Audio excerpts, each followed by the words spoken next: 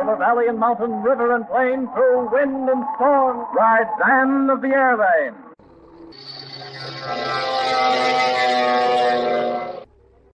While Ann Burton, Jack Baker, and Vic Morgan await the return of Joe Tolliver from a nearby railhead with the supplies necessary for the transatlantic flight to Africa, Ann is carried away by natives to their village in the mountains.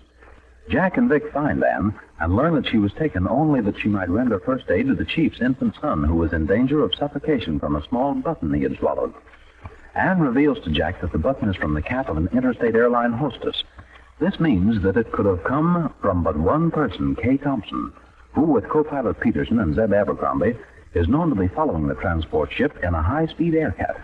Does the finding of the button by the child mean that the Aircat has crashed in the jungle? Or can it be they have landed safely somewhere in the nearby hills? Once more, we enter the hut of Chief Poxdell to find Jack and Ann awaiting the return of the chief. Well, all I can say is that it sure is beyond me, Ann, where that interstate button could have come from. Unless the Aircat has crashed? Is that what you mean, Jack? Yeah, that's it. If Chief Poxdell returns before Vic, we'll see if we can find out from him. If Kay and Pete did have an accident, it must have been that some of these natives found them, and the chief would certainly know about that. That's all right. But he's not let Vic know anything about this button, as he still thinks that Pete cracked up over the Caribbean. But here comes the chief now. Firstborn of Chief Poxdell, now sleep. Wife, happy. Chief Poxdell owe life to White Lady. Chief Poxdell and his people, now White Lady's slave. She has but to command.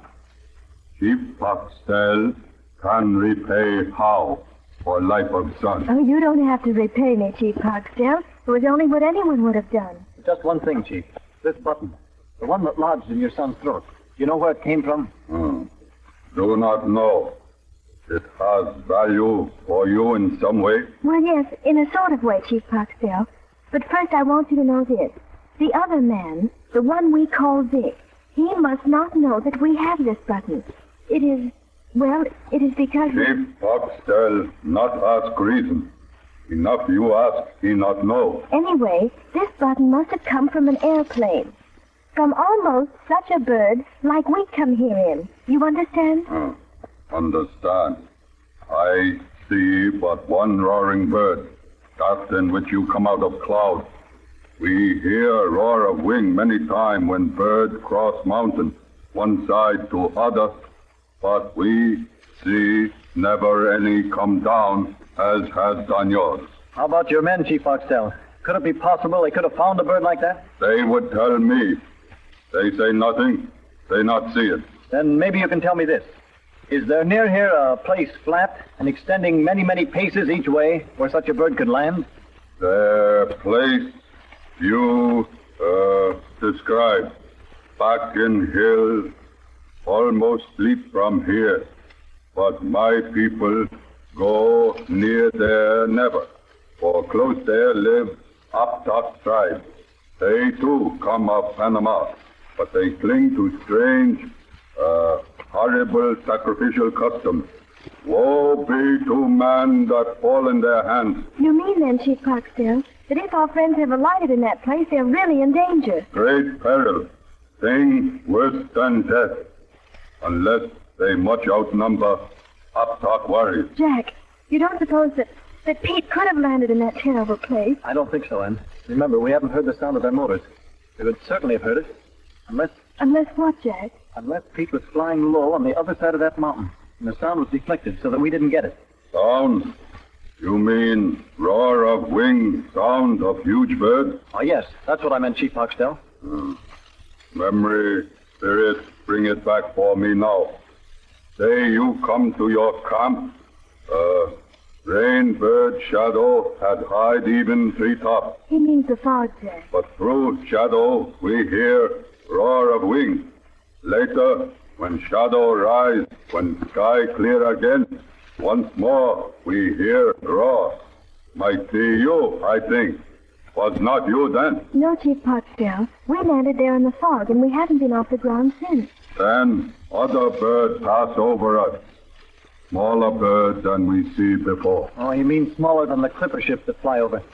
That still doesn't tell us how the button got here. But it does show that Pete and Kay are somewhere around. If only they haven't landed in that awful field. I'd rather see Pete take a chance with those people than with landing an aircat on the side of a mountain. Well, I guess I'd better call Morgan. We hate to hurry, Chief, but we're expecting supplies to come from Lahaye. We've got to get back to the ship. Sorry, my people take food with other things from camp. I repay you.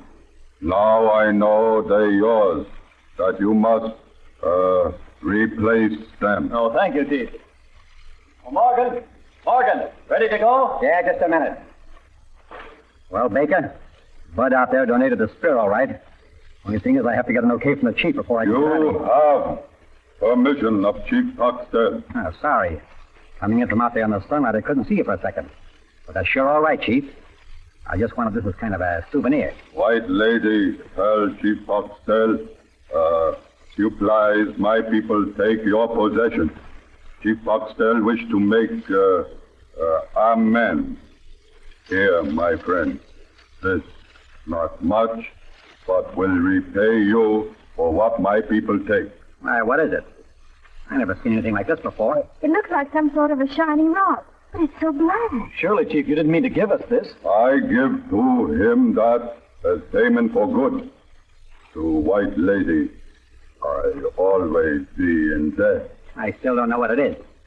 Is it some kind of a jewel? Oh, it couldn't be what? Why, it's as big as a grapefruit. That source of livelihood for my people.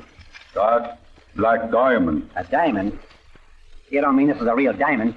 My men make journey far to interior for those stones. This diamond, largest we ever find. But say, that thing must weigh 1,500 to 2,000 carats. Hey, a diamond like that must be worth a fortune, eh? Morgan, you'll find that the chief has been very generous. You accept it then? Why, sure. Thanks, Chief. I am one yet in debt, but I keep you not more. For you tell me you expect your supplies to arrive. But till your bird take to wing, Chief Foxtel keep watch over your camp, that no harm befall you. We hope to come back someday, Chief Foxtel. We shall hope to meet you again. And you see that your son doesn't swallow any more buttons. You find your way back to your camp? I'm sure we can. Oh, but say, I nearly forgot about that stream. Oh, you take boat you find there. One of my men return it later. Now, go. But remember, Chief Foxtel, never forget this day. Oh, thank you. Goodbye, Chief Chief. Foxtel. Say goodbye to your wife for me. Hey, I still don't get it, Baker. I always heard that coal was called black diamond. What's the idea? That stone that you're carrying there is worth just about as much as a white diamond the same size. Holy smoke, this thing? How come? Jack, you can't mean that. Yes, I mean exactly that. You see, those black diamonds are a few degrees harder than real diamonds, or white diamonds. So they use these black fellows to cut the white stones. They can also use them on diamond-pointed tools of all kinds. I'd never heard of them before. And the size. Oh, you don't usually find them this size. They usually find them farther south, down around Lahaye. But it seems Chief Foxtel has found another source. Or are we still on the... Oh, yeah, there's our own footprint. It's like coming up out of a well to come up that trail. Look, Jack. Those people down there are still watching us. You certainly made a hit with the man. Being friendly with those people is going to come in mighty handy, being so near our landing field. Yeah, that's what I was thinking. I think the river's over that way. Yes, there's the boat. Say, it looks like someone's trying to move it. A white man, and he's... It looks like... Why, it is. It's Joe. Joe? Say, that can't be Joe. Where's all those supplies he's supposed to bring back? Now, where's the guy? Never mind about the questions. It's got to get him before he gets across that river. We need that boat ourselves. Joe! Oh, Joe! Hey, Joe, it's Vic. Wait a minute. I think he heard you. He's turning around. Oh, Joe, here we are, over here. Jack, what are you guys doing way out here? Hey, he must have got the whole bunch lost. No telling where they are. I should have had more sense than to send him. Gosh, but I'm sure glad to see you. Hey, where did you get that spear and that black rock? Been collecting junk? Never mind us. Where are the supplies? Where's the guys that were going to help you bring it here? Now, where's that? One question at a time, Vic. I got trouble. I suppose you never found your men. And the supplies didn't get to lie, huh? And you decided to leave before they did. Oh, gee, no, Vic, I ain't that dumb. I got 'em all right, and I hired a bunch to bring them through the jungle. Pack mules and everything. I even got a guy, swell fella, too, to take care of things. Expert on gas engines, too. All right. Where are they? You didn't send them into camp alone, did you? Thought they could take everything that's loose? No, I told them it was just a couple of miles more when they decided to do it. Do what, Joe? Well, you see, I got 10 or 11 pretty husky fellows back in Lahey, mostly foreigners. Also, there's Hank Tuttle. He's the caretaker. I seen he was talking to Devil all morning as we was coming along, but I didn't think anything of it. When we got to the bottom of the hill and stopped to catch our breath, one of the guys came up and told me if they didn't get cut in on a split on whatever we made, they'd take to the hills with the stuff. And with Hank, I guess. Well, why didn't you tell them to bring the stuff in and talk it over with me? I did try to get them to come. They said nothing doing, that they would stay there for an hour, and if I wasn't back, they'd start back. I told them I'd try to make it, and they said they'd just hang on to Hank just to be sure, and if I wasn't back in an hour, they wouldn't say what was going to happen to him. How long ago was that, Joe? Oh, about 45 minutes or so. I guess I got lost. I finally saw this boat. I knew the field was over that way. So we lose another 2 or 3 days, maybe, huh?